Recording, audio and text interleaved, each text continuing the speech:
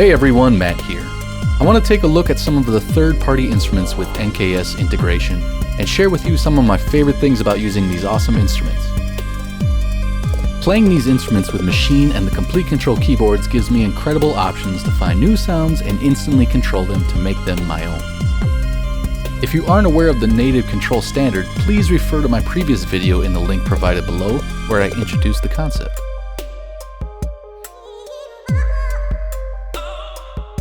But for now, let's investigate this beat and look at some inspiring NKS instruments.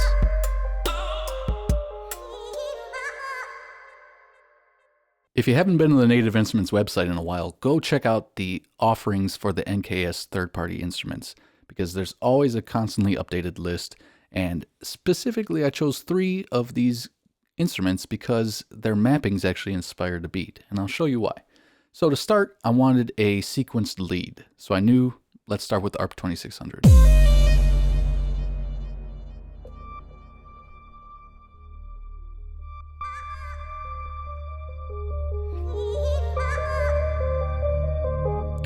Now, such a deep, complex synth, it's also not the easiest to look at. There's a lot going on here, so having the mappings on your controller makes it feel a little more hardware-like, if you will.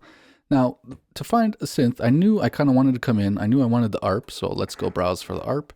And I wanted the sequenced presets to start as a bass. So we'll come down to the modes, sequence, and what I found was a favorite preset I had here that I favorited.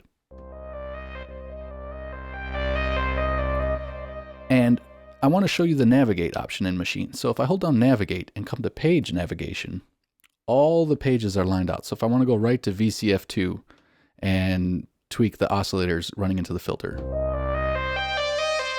maybe get rid of that drone or something. Very simple and easy to do. Now, one thing I want to show you is that all mappings for all products are not created equal, if you ask me. And specifically, Arturia created a very comprehensive mapping for NKS. If you look at mappings for this product in other controller keyboards that do this similar mapping, it's not quite as detailed. So one thing, for instance, is the sequencer. I have control over that sequencer, and I can just start turning faders and moving position to create a new melody.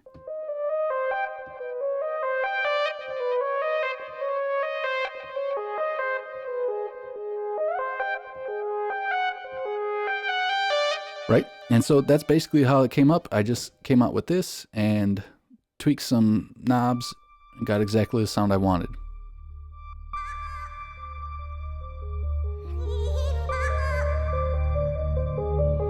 Did a nice little automation sweep, leading right into the transition where we needed to add some drums. So for the drums, I knew I wanted kind of a modern hip-hop style for this beat. Big booming 808s, pitch snares, tight drums in general. And of course, I turned to Softtube's Heartbeat for this. An awesome plugin that basically is very similar to like how Maschine's drum synths work. It's basically a all-in-one drum machine with multiple drum channels that you, with a few simple controls, you just start turning knobs and affecting the sound. You can go from a regular kind of 808 to a big boomy 808. Add some harmonics even, saturate, and completely craft your drum sound without ever touching the mouse. And that's what I love about this one. Very easy to navigate. If we come to the navigate page, you can see I can jump between the mix and the individual drum and the effects immediately. It's very fast and easy to use. So kind of created that beat. And what I love about this is, again, it's that hands-on. It feels like a drum machine in this respect. I don't have to mouse around too much. And this extra added bonus that I love, if I come out of the edit, you'll see I have different drums on different pads inside Maschine. So Heartbeat can actually automatically route the outputs of each individual drum channel to a different track in your DAW, or in this example, different pads on Maschine. So let's come to like a blank pad, for instance, and we'll come over here to the channel settings, and on the input of that pad, I can select a source. And so you see here, B1 is Group B, Sound 1, so it's basically pointing to that instance of heartbeat. And 2 through 9 are all the individual drum channels. So I basically went through and already assigned these to each individual channel, and that way I can mix it individually right from the Maschine controller, Machine's mixer, but also, more importantly, add any kind of extra processing and plugins on top of it. So for instance, that big booming 808. I kind of wanted to EQ it a bit. I wanted to give it some more saturation with a different third-party plugin. And of course, I wanted to use that transient master to kind of lengthen the boom.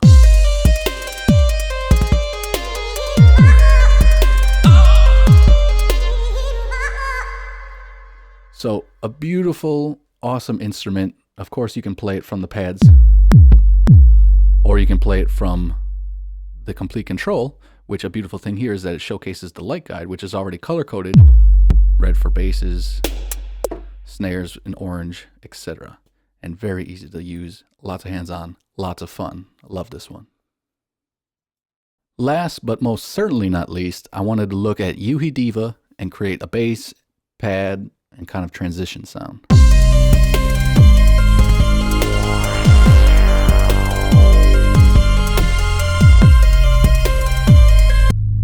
So let's start with the bass. Now, what's interesting about Diva is that it's a wonderful analog style synth, and the mapping simplicity reflects this. There's only about 10 pages, and all the controls that you'd want are pretty much immediately accessible. Say if I want to tune one of the VCOs, I can do that. Now check this out. One of the things I don't like about Diva is how fast this tuning knob moves. So with Maschine or with Komplete Kontrol, you can hold down Shift and you'll get a much tighter control over that parameter. Just a nice little tip there. So what's interesting about Diva is that these are interchangeable sections. It models classic analog synths, and you can just swap out different oscillator sections, different filter sections. It's really flexible and cool in that regards. So what I want to point out is that I can have that mini Moog style patch that I had here. Look at, I'm just searching through my favorite basses inside of Diva. That's what I started with. And you can see the mapping is pretty simple. The filter, cutoff resonance, and 2 modulation parameters. And then the modulation envelope with control over attack, decay, sustain, and release. For the mini Moog style patch, this makes complete sense. What if I wanted to switch it out and use a more Roland Juno style patch? Check this out. You'll notice immediately that the mapping changes to reflect this preset, and that is so cool and such attention to detail that he provided with this NKS mapping. So if you're using a Roland Juno, by God, you want control over that beautiful chorus. So right off the bat, I can turn it on and adjust the controls on it. What else is cool about it, if I bump to the next page now, it knows I'm using a completely different oscillator section, and it's reflected in this. I can choose the pulse. You can even see, you can kind of see what the pulse is looking at. The little icon switches.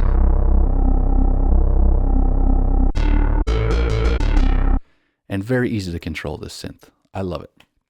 So for bass, that was great. Now, there was a section in here earlier where I had a transition effect. And this is using a different preset, right from the effects.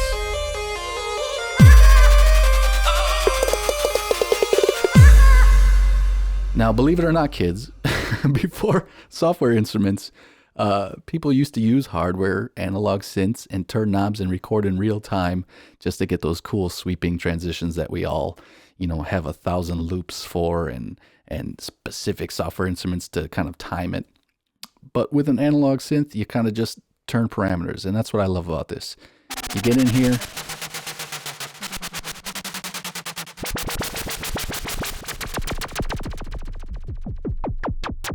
and I can kind of create these interesting effects without going into too much detail, worrying about mappings, any of that stuff.